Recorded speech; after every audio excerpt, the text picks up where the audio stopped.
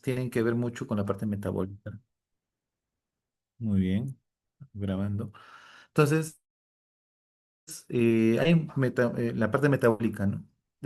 Vamos a ir viendo el acúmulo de grasa, el calcio, bueno, que ustedes ya han ido viendo en el camino. Y la otra que tiene que ver los efectos del sistema nervioso central y la conducta humana, ¿no? Que sí es cierto, ¿no? Los niveles estrogénicos y la testosterona modifican nuestro comportamiento hasta cierto punto.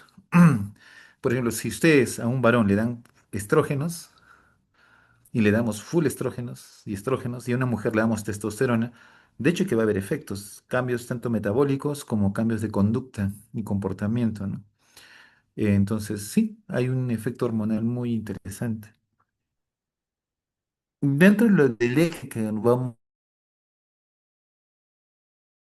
liberan dos hormonas que ustedes ya conocen, la folículo estimulante, la luteinizante o el famoso FSH y LH, ¿no?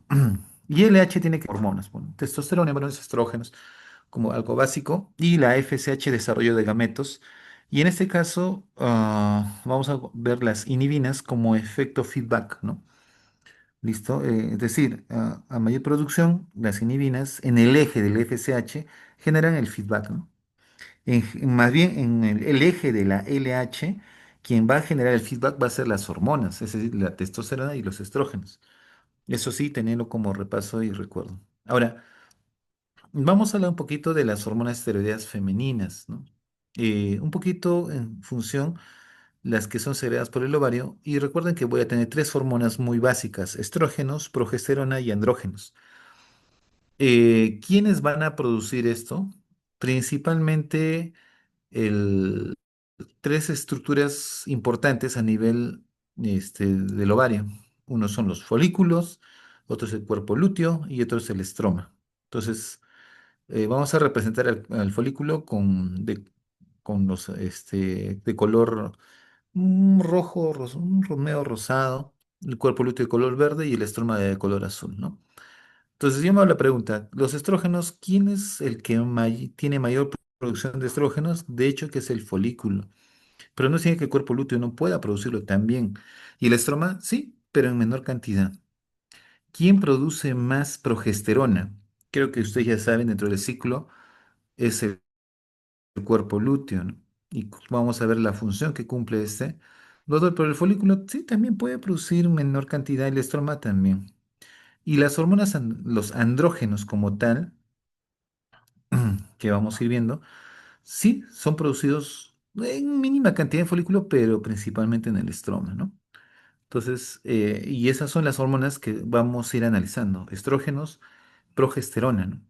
Y es interesante porque los estrógenos cumplen una función básicamente de desarrollo, de crecimiento, y la progesterona, más que todo, su función es de mantener, ¿no? Y vamos a ver. Ya ustedes ya conocen que el colesterol básicamente se transforma en pregnenolona, progesterona, y la progesterona se va a convertir en dihidroepiandrosterona, ¿ya? Y esta básicamente va a ser como la hormona a nivel de como precursor, ¿no? En otros casos, esta progesterona se convierte en androstenediona, y esto se puede convertir en testosterona. Gracias a la aromatasa se convierte en estradiol, ¿ya? Y si en caso es la 5-alfa reductasa, esta testosterona se convierte en dihidrotestosterona, ¿no?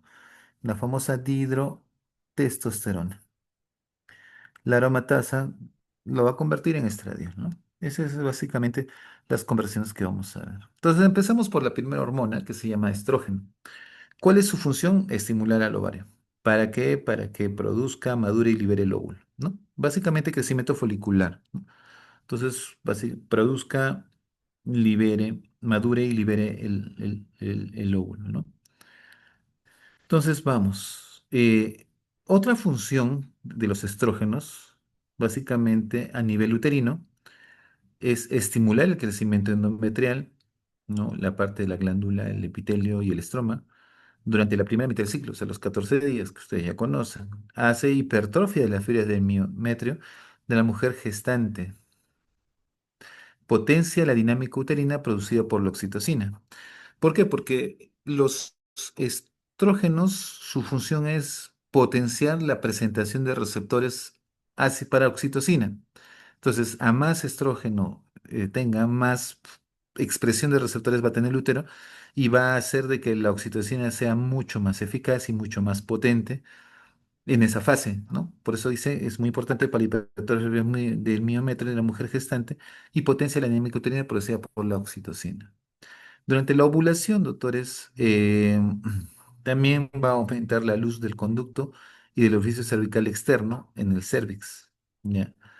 Y sí, es correcto, ¿no? Eso va a permitir la salida, en este caso,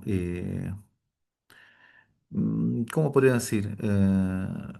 Bueno, esto permite, mm, o mejor dicho, favorece, ¿no? La posibilidad de la fecundación. Produce una secreción cervical abundante, transparente, alcalina y con gran elasticidad para favorecer el paso de los espermatozoides, ¿no? Y eso función a nivel uterino lo va a cumplir específicamente los estrógenos. En las trompas, ¿qué sucede? Básicamente yo necesito que el óvulo se mueva y se traslade desde la trompa, ¿no? Donde específicamente se debe dar la fecundación. Entonces, necesito que una vez fecundado se movilicen, ¿no? Y se genera un peristaltismo que favorece el transporte del óvulo, ¿no? Entonces, ahí también entran los niveles de estrógeno. En la vagina, básicamente, va a haber multiplicación de células y llenándose de glucógeno. Y eso es importante porque es un cierto alimento am, y sostén, en este caso para los espermatozoides. En la línea de las mamas también hay aumento de tamaño y el número de conductos. Por eso es que y cambia la coloración de la areola, ¿no? Entonces, todo esto, doctores, se va a dar gracias a los estrógenos. Entonces, todos los cambios metabólicos y todos los cambios físicos que van a ayudar básicamente en caso de que haya una fecundación, ¿no? Eh, otras vamos a ver ya en función al desarrollo sexual secundario, las características sexuales secundarias que va a presentar, ¿no? Crecimiento de mama, de caderas, la voz, ¿no? Todos esos cambios se dan también por estímulo estrogénico. Acá viene la parte interesante, ¿no? Favorecen la calcificación de la epífisis y la retención de agua y de sodio, ¿no? Y acá tiene que ver, ¿por qué una dama no crece mucho, ¿no? Lamentablemente, si calcifican las epífisis, quiere decir que tu cartílago de crecimiento también no te va a permitir desarrollarte y te vas a quedar más chiquita. Doctor, entonces quiere decir que cuando empiezo a menstruar y ya tengo secreciones altas de estrógenos, ¿mi posibilidad de crecimiento se va a detener? Sí. Por eso se menciona que a más prematuramente una dama menstrue, hay más posibilidades de que el estrógeno calcifique y no se alcance el desarrollo máximo de estatura, ¿no? Entonces, es por eso que las damas tienden a estar de talla mucho menor, ¿no? También tiene un efecto anabolizante, aumento de la lipemia, colesterolemia y la síntesis proteica. Estimula el crecimiento de piel y mucosas, eritropoyesis también, ya, eso tiene un efecto muy interesante. Tiene un efecto también de acción vasodilatadora y antibacteriana y estimulan el tono simpático.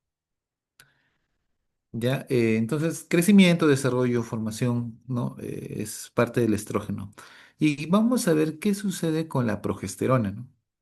Eh, es importante que ya está bien, ya creció los folículos, se ha desarrollado toda la parte endometrial, ya ha crecido. Entonces viene la siguiente pregunta, ¿ya? Si en caso hubiese fecundación, yo necesito que ahora todo lo que se ha preparado permita mantener al huevo fecundado y le permita desarrollarse, ¿no? Entonces ahí entra la progesterona, ¿no? Entonces prepara el endometrio para recoger, desarrollar y mantener al huevo fecundado. ¿Ya?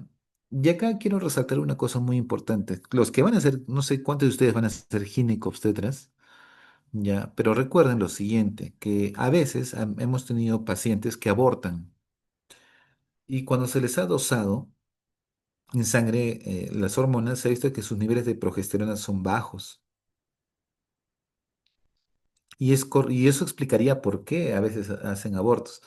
Sucede que al momento de que se realiza la fecundación y ya tengo presencia del cuerpo lúteo, porque se supone que ya óvulo, el cuerpo lúteo, su función es que si hay fecundación, genere todo el escenario suficiente, la adecuada producción de progesterona para que el endometrio pueda acoger ese huevo fecundado y que tenga una adecuada implantación. Sucede que cuando una persona tiene deficiencia de progesterona no se da esa implantación de forma adecuada y muchas veces tiende a perderlo, ¿ya? Entonces, uno de los tratamientos en caso de que haya deficiencia de progesterona es darle progesterona, ¿no? Tú le das progesterona y eso evita el aborto, ¿ya? En el útero, a ver, ¿qué va a hacer la progesterona? Básicamente, Mm, lo que va a hacer es modificar cierta secreción a nivel epitelial. Las glándulas, básicamente en las glándulas hay transformación progestacional del estroma y cambios vasculares en la fase secretora, ¿no? Que es una de las que se va a ir dando en el ciclo, ¿no? En el miómetro se reduce la capacidad de contracción de las células para mantener la gestación, ¿ya? Entonces es importante porque se imaginan que no exista progesterona, entonces se fecunda y el útero, con la presencia de estrógenos, podría generar contracciones y no perdería mm, es importante, ¿no? Es que el miómetro reduzca su capacidad de contracción para que se mantenga estático, para que tenga una capacidad de crecer ese músculo o estirar ese músculo, ya que el útero, conforme crezca el bebé, se va a ir estirando, ¿no? Y no debe generar ninguna respuesta de contracción. ¿Quién se encarga de todo eso? La parte de la progesterona. Puede haber una hiperplasia de las fibras musculares uterinas y en el cuello secreción espesa con leucocitos poco favorable para el paso de espermatozoides, ¿no?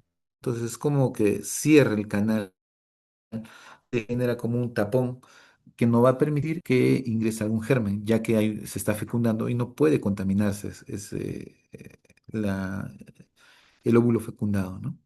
A mí las trompas disminuyen la motilidad intrauterina, perdón, intratubárica, ¿no? Este, cambios secretores en las células del epitelio para nutrir al huevo fecundado durante el transporte. En la vagina, el epitelio vaginal es más delgado, hay más descamación, ¿no? Las mamas ya se preparan para la lactancia durante la gestación. Entonces, ¿quién juega ahí importancia? La progesterona, ¿ya? La hipertermia basal en la segunda mitad del ciclo. ¿Quién se encarga de eso? La progesterona.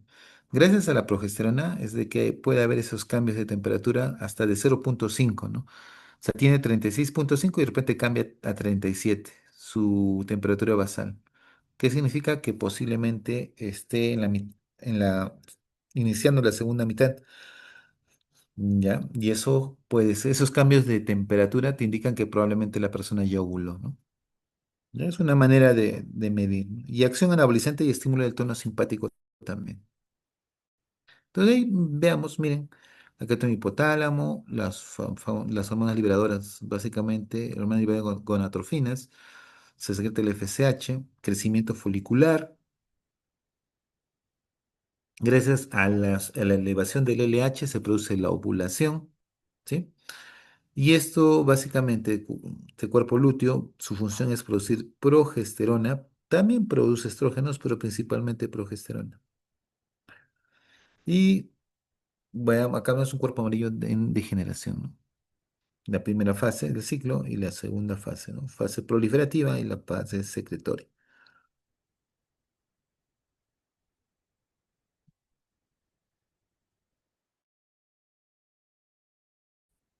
¿Qué es el ciclo ovárico? Es el ciclo que se da cada 28 días, ¿no? Es un ciclo en el cual se va a dar una ovulación. Entonces, este ciclo lo que va a hacer es proporcionar un óvulo ya maduro para que sea fecundado. Todos los meses, ¿no? Si son cada 28 días, cada 28 días. Miren lo interesante, ¿no? eh, es interesante con respecto a los folículos que al nacer hay más o menos 300.000. Solo maduran 400 y el resto se atrofia. Entonces, solo maduran 400 y el resto se van atrofiando. El ciclo empieza desde el primer día de la menstruación a- hasta el primer día de la siguiente, ¿no? Entonces, ¿cuánto tiempo suele dar? 28 a 30 días, pero eso es muy diferente en cada dama, ¿no? Entonces, primera fase, maduración del folículo y segunda fase, cuerpo lúteo con predominio de progesterona. Ya está. Ahora, ¿el ciclo endometrial tiene que ver mucho con la parte hormonal? Sí, es verdad. Entonces, yo tengo la parte folicular que por estradiol proliferativa, tengo la fase posovulatoria, ¿no? Que básicamente hay estradiol con progesterona, que sería la fase secretora, y hay una fase premenstrual, ¿no? Lo que dicen la menopausia, ¿no? Perdón, lo que se dicen mm, los cambios, perdón, no la menopausia, sino la, ¿cómo se dicen? Las manifestaciones premenstruales, ¿no? Algo así, ¿no? Los cólicos, dolores que se pueden asociar. Esta fase premenstrual desciende todo, pues cae el estradiol, cae la progesterona, y como ya no hay sostenibilidad hormonal, se produce el desprendimiento, pues, ¿no? Y se produce la menstruación, ¿ya? Pero si en caso hubiese habido fecundación, doctores, ahí sí, el endometrio, su función es acoger y permitir el desarrollo de, del óvulo fecundado, ¿no?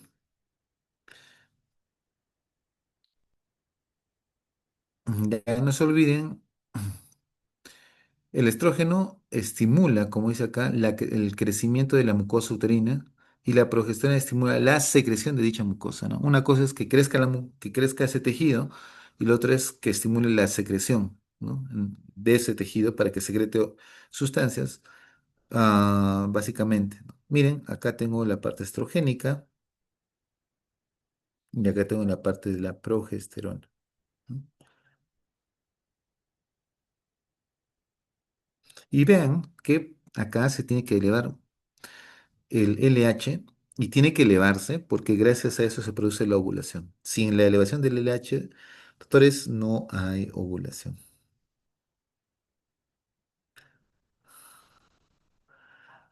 Bueno, acá igual lo mismo que hemos tocado, el ciclo ovárico, ¿no?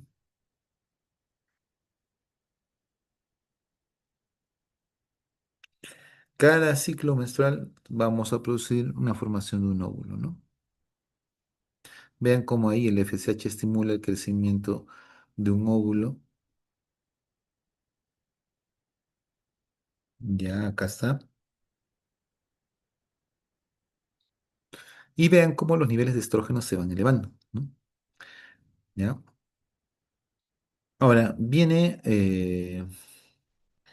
una vez que ya el folículo ya está maduro, tiene que desprender y eliminar como ven acá, el óvulo, ¿no? Fecundado. Perdón, el óvulo tiene que ser ¿cómo se dice? Tiene que haber ovulación, ¿no? Y ese proceso de ovulación, como les repito, depende del pico de LH. Y acá, si se acuerdan, se les explicó mucho lo que era el feedback positivo. Básicamente porque se supone que si mi LH está elevándose y mi LH tiene que ver con la parte hormonal, y hemos dicho que ahí no hay inhibinas, ¿no? Por el eje del LH no hay inhibina, a diferencia del FSH que tiene su inhibina. Entonces, acá el feedback básicamente depende mucho del estrógeno y la testosterona. Pero uno dice, si tengo LH y produzco más testosterona o estrógeno, en este caso estrógeno, y ya tengo mucho estrógeno, se debe producir un feedback negativo y deprimir la formación de LH. Pero en este caso, se ha visto que el estrógeno a más comienza a elevar, genera un feedback positivo, ¿no? Que va a llevar a la secreción de LH. Y llega el pico para la ovulación, ¿no? Después de eso viene ya pues, el incremento de la progesterona, ¿no? Y vean cómo la progesterona comienza a elevarse, para poder cumplir las funciones que ya mencionamos. Y al final del ciclo, nuevamente todos los ciclos disminuyen, ¿no? Empezamos nuevamente un nuevo ciclo en el día 28. Entonces, no se olviden, los estrógenos, desde un punto de vista de la función reproductora y sexual, también tiene que ver con la parte ósea y la parte cardiovascular. Por eso es que no les da infartos o es disminuido el índice de infartos en mujeres hasta que deja de menstruar. Y otra función de básicamente los estrógenos, el solistema es mantenimiento del esqueleto, ¿no? Ayuda mucho. Por eso es que mientras haya buenos niveles de estrógenos y alimentación, la descalcificación no debe ser tan marcada, ¿no? Y bueno, la función reproductora y sexual, caracteres sexuales secundarios, maduración y liberación del ovocito y crecimiento del endometrio, ¿no? Ven, ahí está, listo. Podemos observar ahí cómo los folículos van desarrollándose. Vamos a ver un poquito cómo es el ovario adulto. Tiene una médula, que es el estroma y células intersticiales, y la teca. La corteza es el epitelio germinal y folículo, la parte de los folículos. Y bueno, pueden ver las células foliculares, que son los gametos, los tecales y la granulosa. Ya, eso básicamente por la parte histológica que ustedes ya conocen.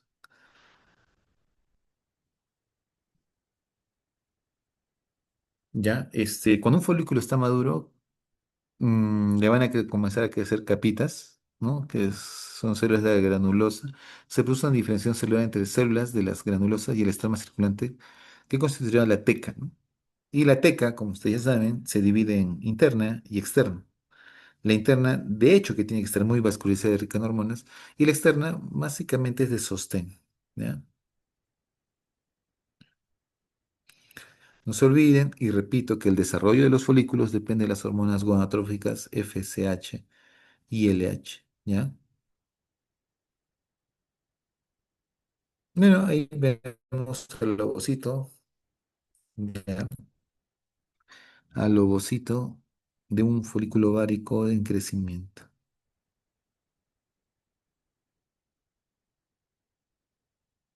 A ver un ratito. Ya. Entonces, ustedes dicen que es el folículo de Graf, ¿no? No lo voy a mencionar. Ya, saben que es la teca, la capa de la granulosa, ¿no? Que tiene básicamente la corona radiada, ¿no? La membrana pelúcida, ¿no? Y bueno, también saben que es el antro.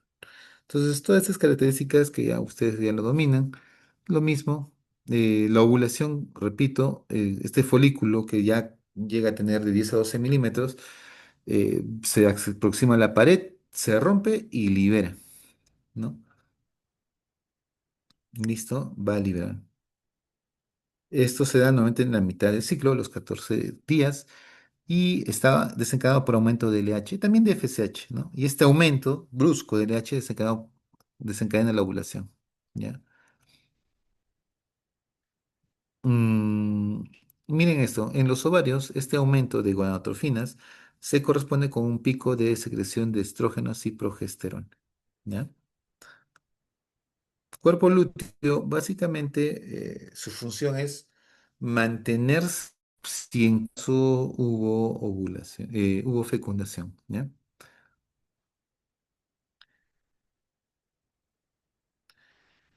¿Cuándo se va a producir un cuerpo lúteo? Básicamente cuando hay un aumento de la progesterona y una disminución del LH y FSH, ¿no? Entonces, esta parte creo que ustedes ya lo conocen, la parte de proliferación, engrosamiento de la teca interna, vascularización, madurez del cuerpo lúteo, y se va a convertir en un término que ustedes ya deben saber, que es el cuerpo lúteo gravídico, ¿ya? Porque ya no es lo mismo un cuerpo lúteo, una persona que fecundó, ¿no? Y otra persona que no.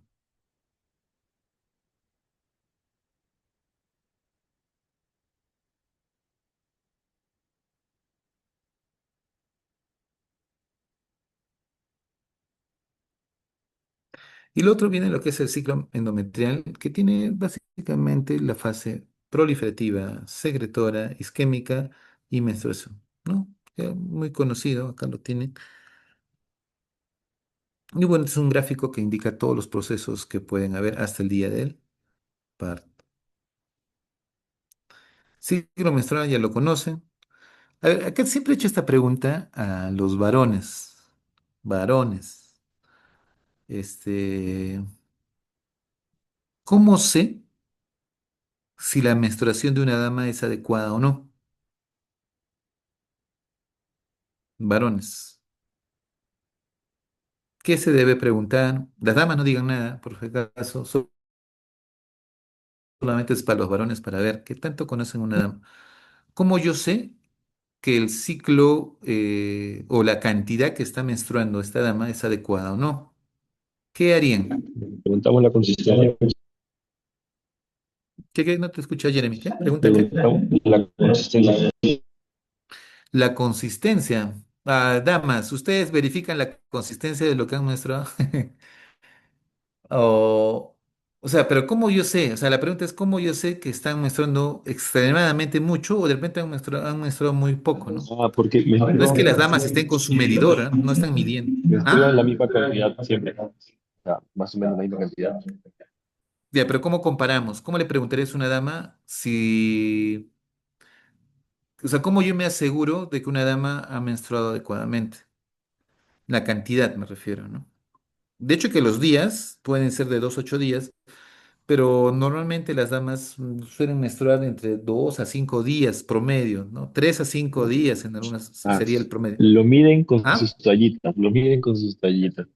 Muy bien, ahí está, muy bien, Jeremy, ya la estoy. Entonces, ustedes como buenos varones deben saber cuántas toallitas usa una dama el primer día de menstruación, el segundo y el tercero. Porque como médicos van a tener que preguntar a su paciente y decir si su menstruación ha sido adecuada o no.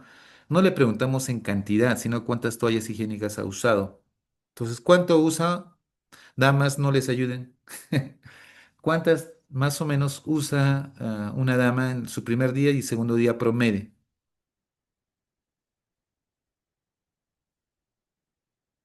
Ahora, pues los varones.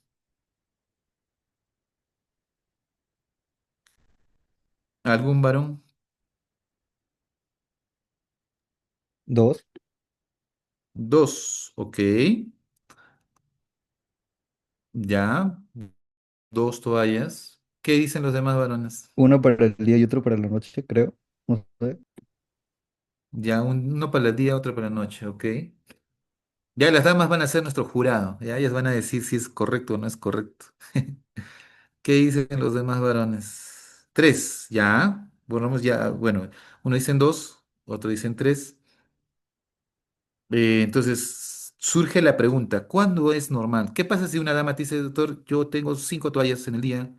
Otra dama te dice, no, yo he hecho 8. Otra dama te dice, he hecho 4.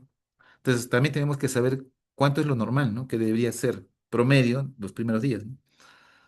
Muy bien, tres, dos. Importante, ¿ah? Ya tienen que saber. A ver, damas, respóndanle a los varones. Promedio, ¿cuánto es la cantidad de toallas que se usa en un día? Pueden escribir si desean. 3 o 4, doctor. 6 días abundantes. Ya, ok. Unos dicen de 3 a 5, ¿no? Promedio, ¿no? Un 4, pónganle como término medio, ¿no? Pero ese es el uso promedio, ¿no?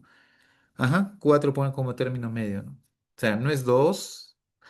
3 sería muy... No, normalmente es de 3 a 5, yo diría, ¿no? Es el rango que pueden usar, pero promedio 4, ¿no? 5 en algunos casos, ¿ya? Pero si viene una paciente y dice, doctor, he usado 8 toallas, de hecho que ya estamos hablando de un aumento en el sangrado, ¿no? Esos datos varones tienen que saber, ¿ya? Es importante saberlo, ¿ya? Y cuánto tiempo dura el ciclo que tienen cada una de las damas, ¿no? Fija para el examen. Ah, puede ser, puede ser.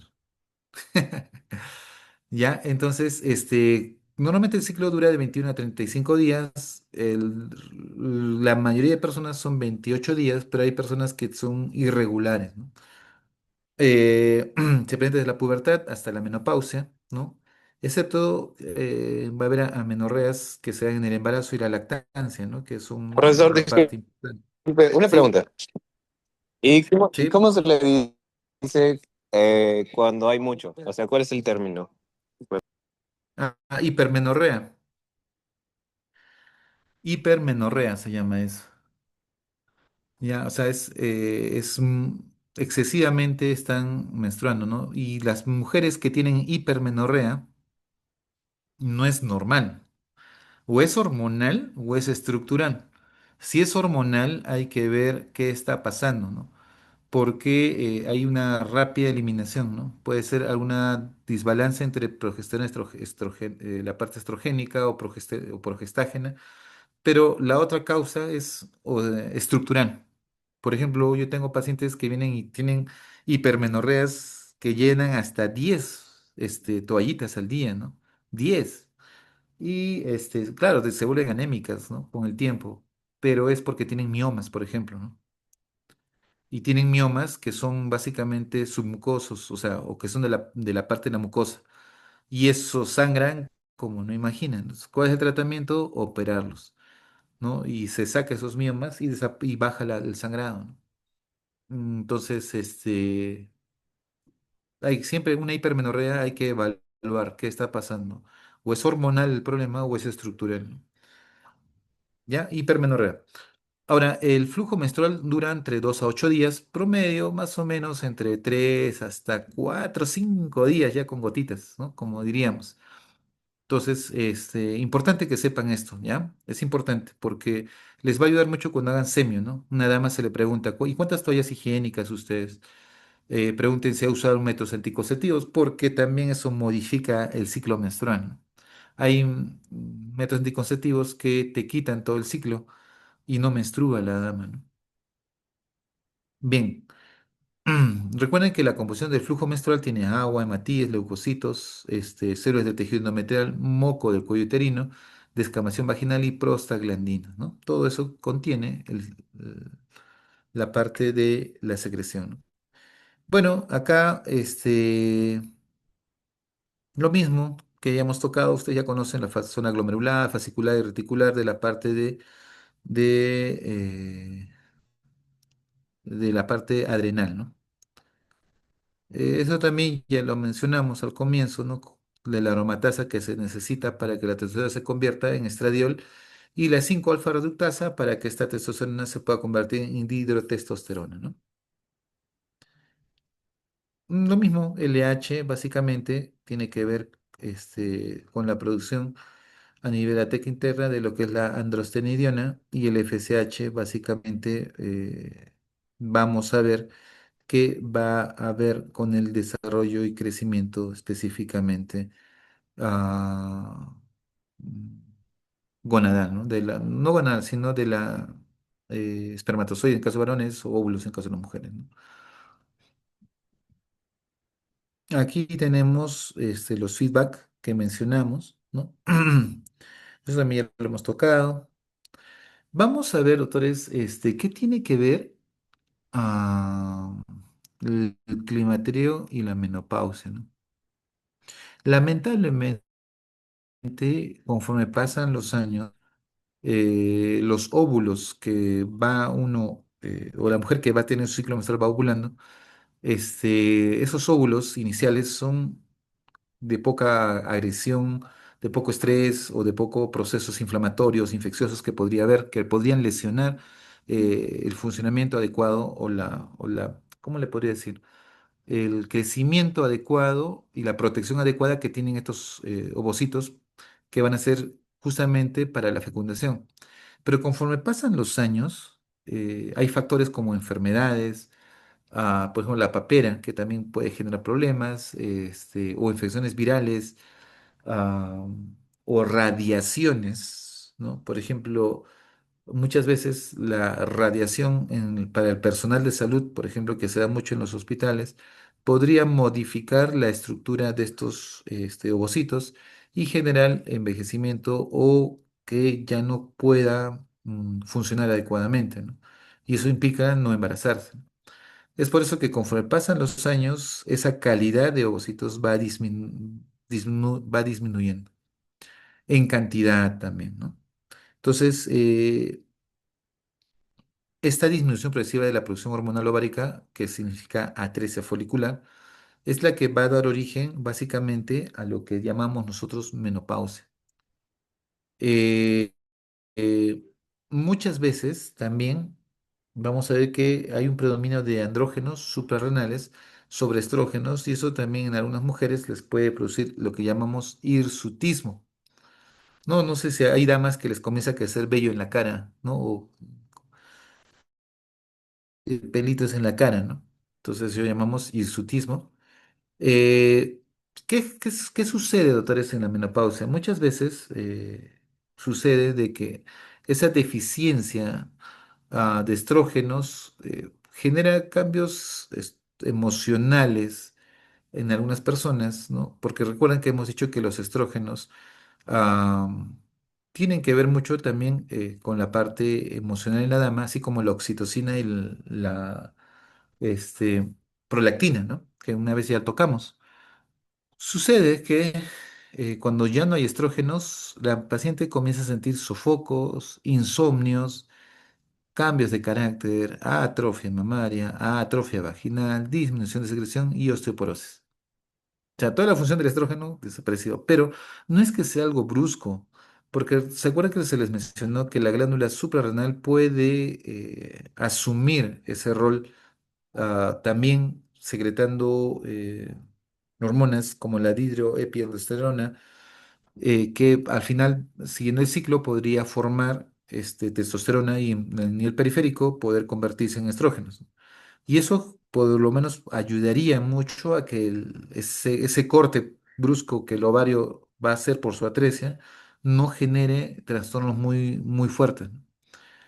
Pero algunas personas no tienen buena secreción estrogénica o androgénica, perdón, a nivel suprarrenal. Y ellos sí van a tener mucha deficiencia y muchos cambios bruscos hormonales. Ahí hablaremos de una menopausia ya marcada, ¿no? Pero normalmente no.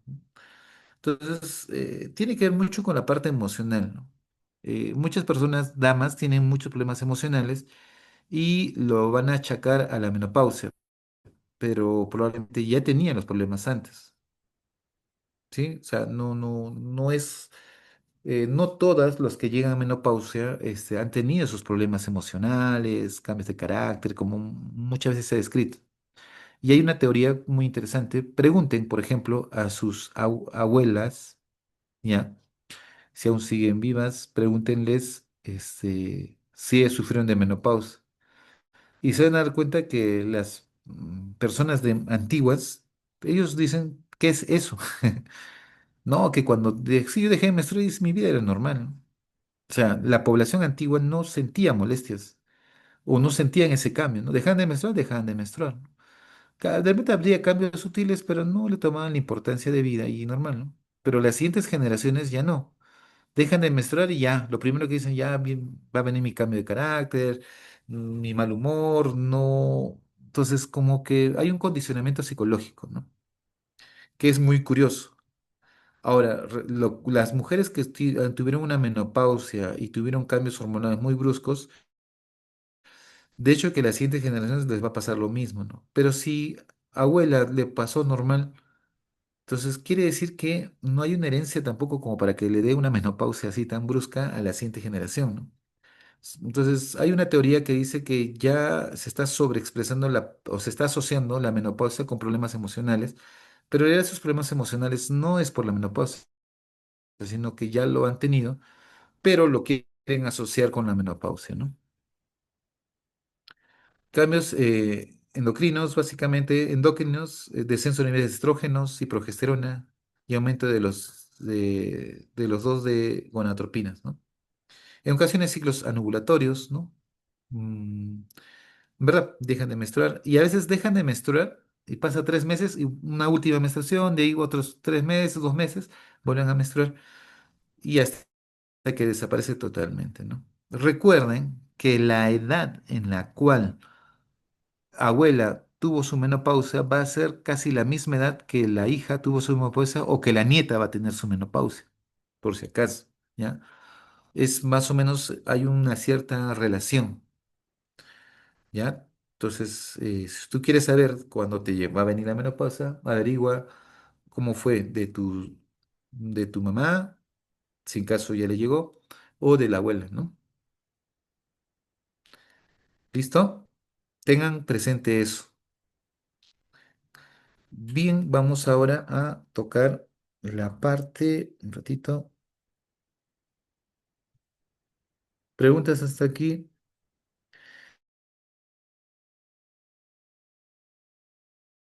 porque tiene un componente muy arraigado emocional, pero cuando se da, una de las complicaciones, aparte, bueno, emocionales, creo que es algo muy subjetivo muchas veces, hay que saber evaluar muy bien cuál es el campo, pero cuando hay, siempre vienen, son por sensaciones de tisuria, les arde orinar, y no es que tengan una infección urinaria, sino que como hemos visto, los estrógenos hacen de que las mucosas vaginales tengan mejor secreción, tengan mejor, la flora natural a nivel vaginal sea la más adecuada.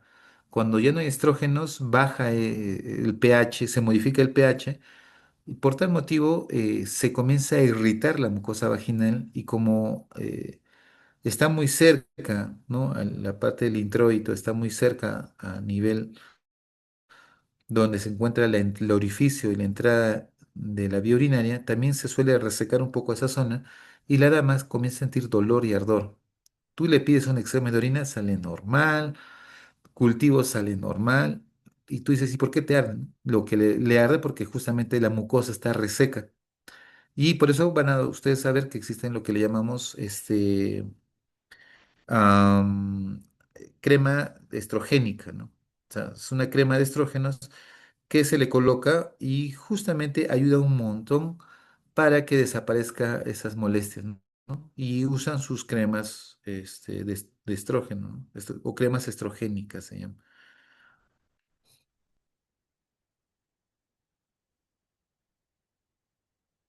Bien, ahora sí, creo que sí se ve. Vamos a ver un poquito los ejes. Así muy resumido, ¿no? Puntos, cosas muy puntuales. Los ejes hipotálamo hipofisio gonadal básicamente son los ejes que van a regir tanto el funcionamiento de los, en este caso de los ovarios o de los testículos, ¿no? Y la producción básicamente, como hemos dicho, de la parte de los gametos o de la producción hormonal. Entonces vamos en forma, como diríamos, uy, un ratito, como diríamos, panorámica. Vamos a ver que tanto para los varones como mujeres tenemos un hipotálamo que va a secretar una hormona liberadora de gonadotrofinas, ¿sí? Que va a ir a la hipófisis para que secretemos FSH o LH. Estas gonadotrofinas van a ir a las gónadas y básicamente dan en general dos respuestas, ¿no? Uno que es esteroides sexuales, que serían básicamente eh, testosterona o estrógenos, y la otra, básicamente a nivel gonadal, va a ser la formación de gametos, ¿no? Espermatozoides u óvulos. Y sucede de que si en caso quiero inhibir a este eje de FSH, quedamos de que va a estar la inhibina, pero si en caso yo quiero inhibir desde el punto de vista de LH, yo tengo básicamente dos mecanismos, un feedback directo y un feedback indirecto, ¿no? Y de esa manera bloqueo este eje, ¿ya? Entonces, recordemos que el hipotálamo va a secretar esta hormona, ¿ya? Y no se olviden que es de manera pulsátil, ¿ya? A manera pulsátil.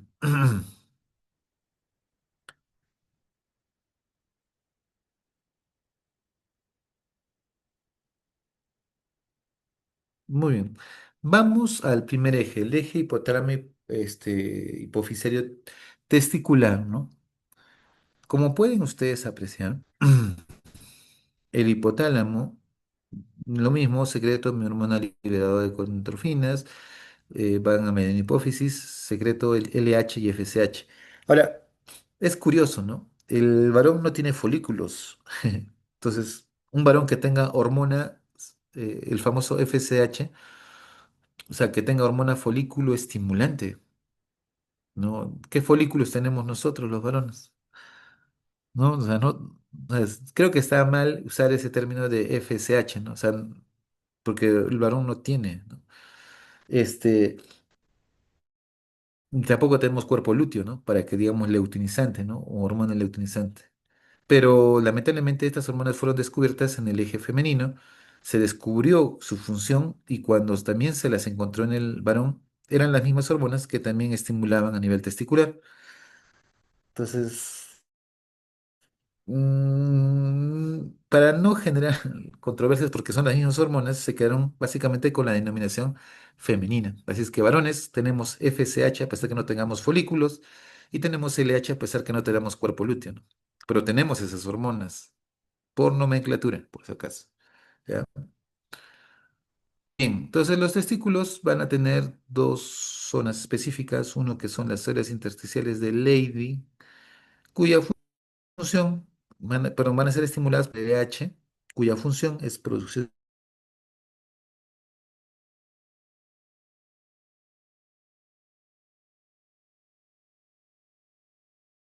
de testos seminíferos.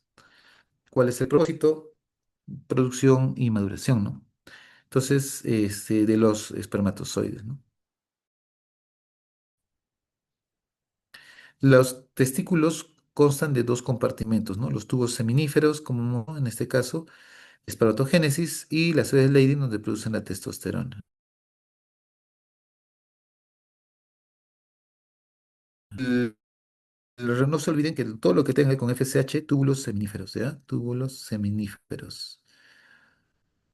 ¿Y qué células se encuentran acá? Las células de Sertoli, ¿ya? No confunden, ¿no? Con las de Leydig, las células de Sertoli. ¿Listo? Espermatogénesis. Muy bien. Y doctor, ¿y qué va con las túbulos seminíferos? Ellos son los que producen inhibina para bloquear y generar el feedback negativo a nivel de lo que es FSH, ¿ya? No se olviden, este es el eje básico, simple que tienen los varones. Mm, a veces cuando un varón,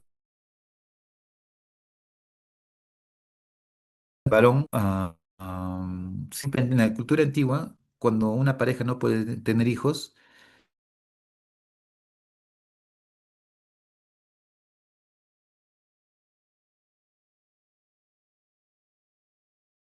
y eso pasaba o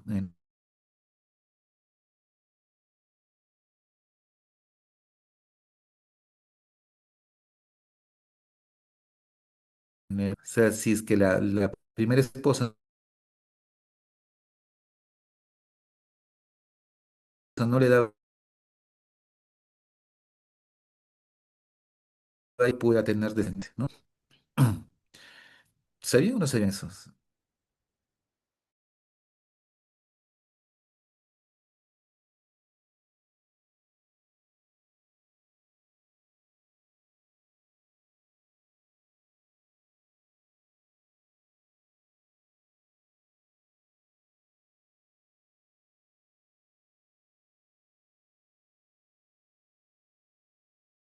La variante, y, y con sus sirvientes, ¿no? O sea, no era correcto en realidad, ¿no? Pero bueno,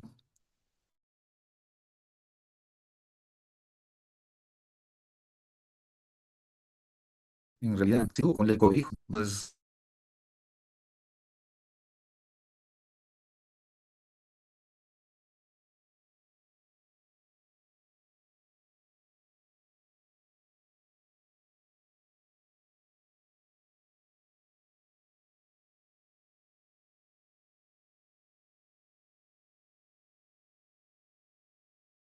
pero no te preocupes, tú puedes buscar otra esposa. Entonces el varón se buscaba otra esposa. Pero hay registros que mencionan que había varones que con la segunda tampoco podían tener hijos, ¿no? y buscaron una tercera, tampoco podían tener hijos, y el problema era el varón, ¿no? Entonces, y muchas veces es el varón.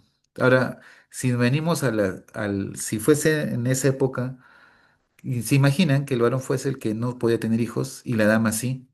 Entonces, si fuese igualdad, dirían, no, pues la dama que se busque otro esposo, ¿no? Para tener hijos, ¿no? Pero no existía eso, ¿no? Era básicamente solamente el varón era el único que podía tener otra esposa, ¿no? Entonces, ¿por qué toco este punto? Porque los varones pueden ser estériles.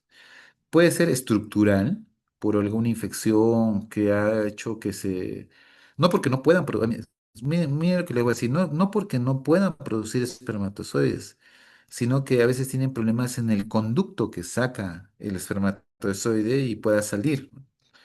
Los conductos seminíferos a veces, la parte del el epidimo, todas esas zonas,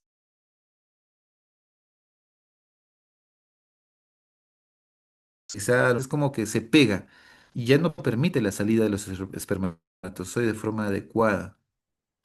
En forma adecuada me refiero, ustedes saben que para poder fertilizar un óvulo, hay una cierta cantidad de espermatozoides que tiene que tener el varón.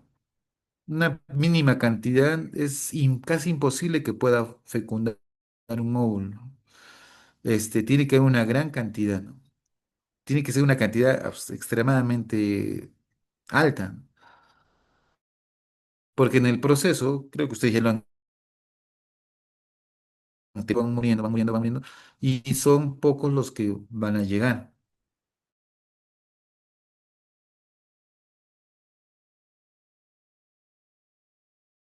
¿no? Son pocos a fecundar el óvulo. Entonces, por eso hay una determinada cantidad. Y en los varones se mide la cantidad de espermatozoides que ellos producen, ¿no? Hay un conteo que se hace.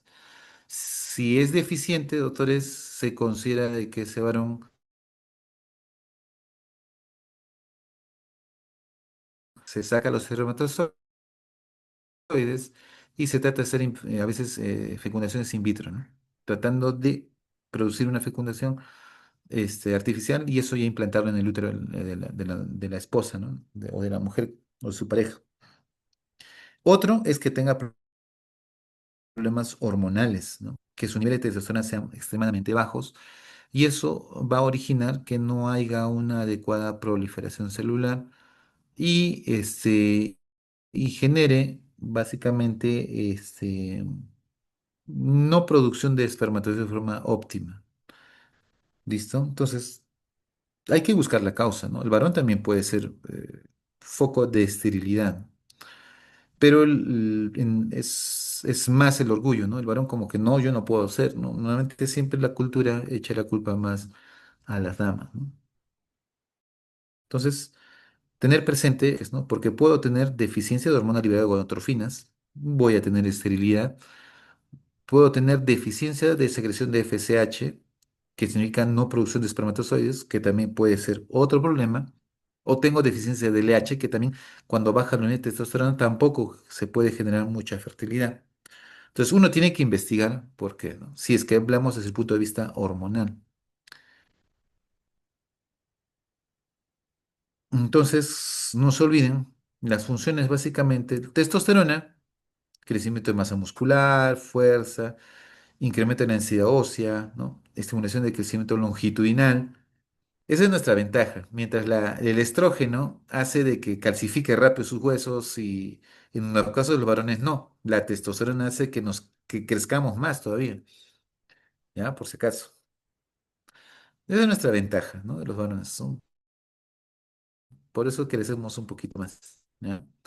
Y básicamente pues, porque funcionalmente tenemos más masa muscular y en teoría el varón es quien protege el hogar y protege a la dama, ¿no? Entonces, de hecho que nuestra contextura debe ser diferente. También tras una maduración de los órganos sexuales, particularmente el pene y la formación del escroto en el feto, ya después del nacimiento. También vamos a ver que interviene la parte de la pubertad, la voz, a cuántos no les ha salido gallos, ¿no? Cuando cantaban, ¿no les ha pasado? Que cantaban y después callitos por todo lado, ya, crecimiento de la barba, caracteres sexuales, ¿listo? Secundarios. Pero miren esto de acá. Esto que les voy a mencionar es algo que ha habido muchos juicios y eso quiero que lo entiendan, ¿no? Eh, Hubo un caso, doctores, de un recluso que mató a su esposa, que era muy... No, no mató a su esposa, creo que agredió a su esposa, la golpeó, golpeó al vecino, a sus hermanos, o sea, era agresivo, ¿ya? Y lo llevaron a la cárcel, ¿no? Pero mencionaban que él no era así.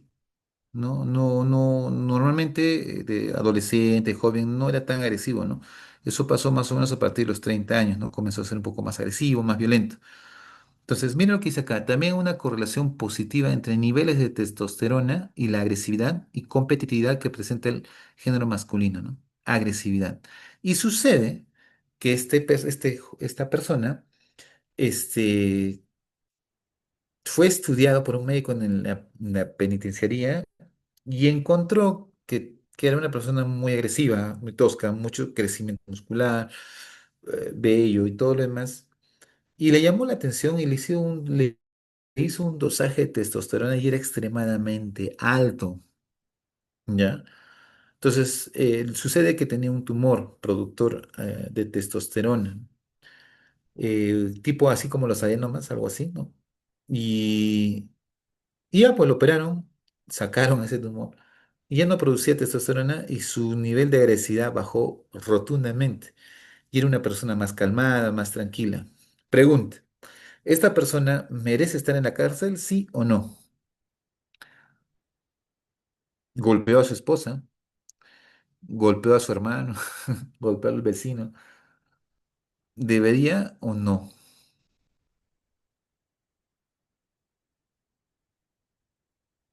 ¿Ya? Lenny dice, no, todo es hormonal. Claro, es que en realidad su comportamiento, sí, dice darle libertad condicional a ver si realmente cambió. Está bien, está bien. Este, bueno, esa respuesta fue interesante, ¿no? Un tiempo corto, hay que probar si realmente cambió. Realmente sí cambió. Cuando se encuentra, por ejemplo, eso es un atenuante, ¿no? Y demostraron, y sí, le dieron libertad, ¿no? Porque su comportamiento no cambió porque él quería, sino era por niveles elevados de testosterona. Y hay casos que se van a dar, que ustedes algún día van a enfrentar, y de repente esa persona tiene una excesiva secreción de testosterona. Y eso también pasa con los que son luchadores. Muchas personas que son luchadores, fisiculturistas o los que trabajan, se colocan a veces derivados de testosterona y para incrementar su fuerza y se ponen más agresivos, ¿no? Pero también pierden capacidad de racionalizar, o sea, su capacidad de pensar y de decir que es bueno o malo también se va distorsionando. ¿Listo? Entonces, está bien tener niveles de testosterona adecuados, ¿sí? Pero no en exceso, ¿no? Entonces, a veces las personas que se dedican exclusivamente a lo que es fuerza muscular, todo eso, incrementan su nivel de testosterona y sí, se pueden volver más agresivos, ¿no? Y eso puede también tener problemas a futuro. Pero bueno, recordemos, la testosterona es muy importante, sí, como varones, pero conforme pasan los años, doctores, va disminuyendo nuestra producción y vamos perdiendo agresividad, vamos perdiendo fuerza muscular y eso es porque los niveles de testosterona van bajando, ¿no? Y llegamos, así como la mujer tiene menopausia, el varón tiene su andropausia, ¿no? No es tan severo como en las damas, pero sí, también hay cambios.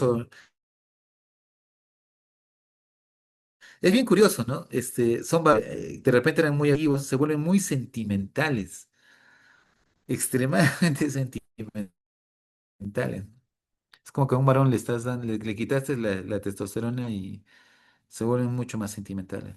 Pero bueno, célula de Leydig, creo que está claro, ya lo hemos mencionado, y la sede de Sertoli, ¿no? Y por último,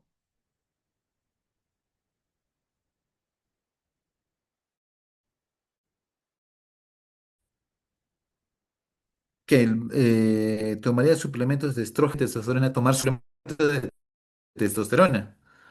O en caso de las mujeres, tomar suplementos de estrógenos. Sí, existe como terapia, pero recuerden que todavía tenemos nuestra glándula suprarrenal, ¿no? Si nuestra glándula suprarrenal es óptima, funciona adecuadamente, no necesitamos suplementos de testosterona. Ahora, ¿qué sucede? Sucede de que está bien, por ejemplo, imagínense que al abuelito, ya tengo una persona que tiene 60 años y llegó a su andropausia. Y yo digo, pucha, yo he estudiado medicina, el doctor me ha enseñado que hay deficiencia de testosterona, yo no quiero que mi abuelito le voy a dar suplemento. Y sí, le vas a ayudar, pero su organismo ya no va a aguantar ese desarrollo muscular como cuando era más joven. Y puede que tú lleves a esa persona anciana a tener ya problemas de sobreesfuerzo o sus células se puedan sobreexigir y pueda tener un infarto. Y así como la hormona de crecimiento, que sea como suplementos, también con testosterona hubo problemas, ¿no? Es que así la testosterona está producida porque tú como joven tienes masa muscular, tienes fuerza muscular, huesos fuertes, todo lo demás, pero conforme tú vas envejeciendo, ¿te imaginas darle el mismo nivel de testosterona con un cuerpo que ya está desgastándose? Puede haber efectos secundarios no adecuados, ¿no? Uno de ellos es el que se infarta. Bien, entonces, y por último, vamos a ver el eje hipotálamo hipocondrio ovárico. Esa sí la conocen ustedes, es clásica, clásica, ¿no? Miren, hipotálamo, hormona que liberada de gonadotrofinas, hipófisis, FSH, LH. Va a mi ovario, ¿no? Los dos, ¿y qué va a generar? Mayor producción de estradiol. Este estradiol va a ser mayor sensibilidad de los folículos, ¿a quién? A la hormona folículo estimulante. ¿Ya? Entonces, y eso es bueno, porque esto va a permitir de que cuando mi FSH vaya a actuar, actúe en función al crecimiento de los folículos. ¿Y esto qué va a generar? Mayor estradiol, ¿no? Entonces, y ese estradiol es el que básicamente yo necesito para producir un feedback positivo a nivel de la adenohipófisis para que incremente la secreción de qué? De LH. Y ese pico de LH que va a llegar a mi ovario va a producir que ovules. Esta ovulación básicamente va a permitir de que el folículo que va a quedar se convierta en cuerpo lúteo y genere progesterona y estradiol. Si se dan cuenta, siempre obtenemos estradiol. Pero estos dos van a generar, ahora sí, un feedback básicamente negativo, ¿no? Que va a regular, principalmente el estradiol, que va a regular si el hipotálamo secreta o no. Si en este caso, si es un feedback negativo, como ya tengo estradiol y progesterona, le va a hacer un feedback negativo y disminuye mi secreción de LH y FSH a nivel del ovario. Y eso significa que va a regresar a mi cuerpo lúteo, ¿no? Disminuye su tamaño y eso va a hacer de que baje mi nivel de estradiol y progesterona y se genera un feedback, ¿no? ¿Listo? Este es el ciclo clásico, ¿no? De la fase secretora hasta aquí y el día uno viene la fase menstrual, ¿no? Ya, acá está el ciclo completito. La ovulación, no se olviden, es el día 14.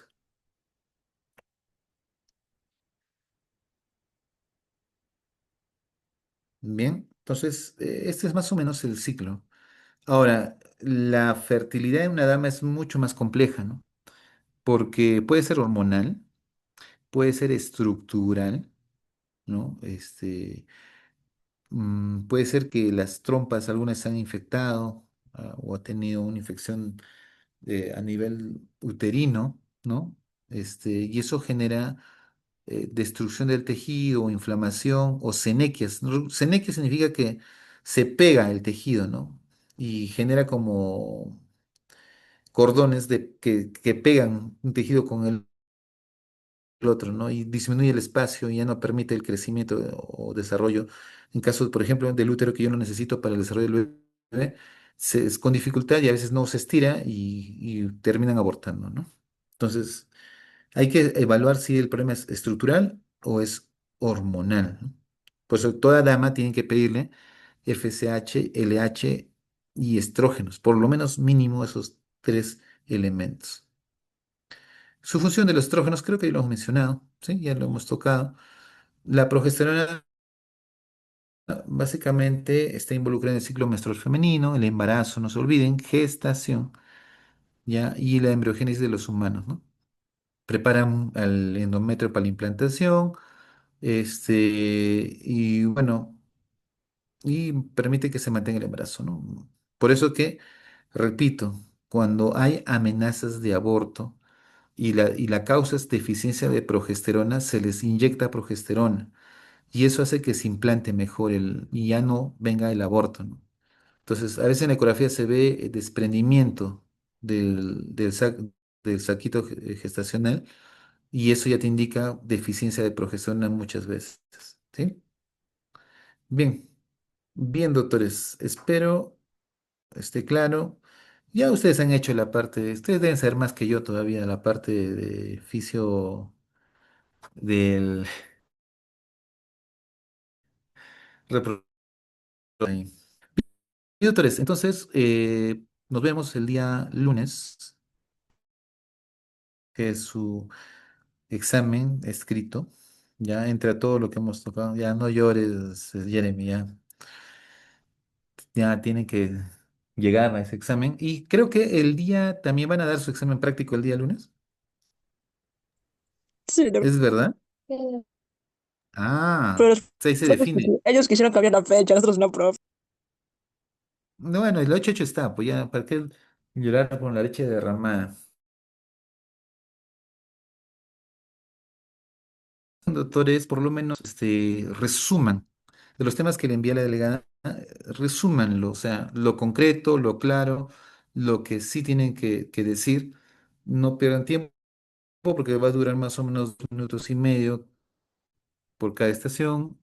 Y repito, no lo digan tanto de memoria, díganlo razonando, entendiendo lo que están diciendo, porque si en caso algún docente nota que sí, pues, lo están diciendo detalladamente, puede tener la opción de hacerles una pregunta en función a ver si entendieron el tema que están exponiendo, ¿ya? Entonces, tengan claro las ideas y bien, ahí vamos, ¿no? Entonces, doctores, nos estamos viendo conmigo en el oral el día miércoles, ¿ya? Y nos vemos en el oral. Ya, no se estresen, relájense, ya, respiren hondo. Ya falta poco para que acaben la parte, ya pasen. ¿Qué les sigue después? ¿A qué Nervioso. pasan? Nervioso. Ah, ya, pues nervioso, genial.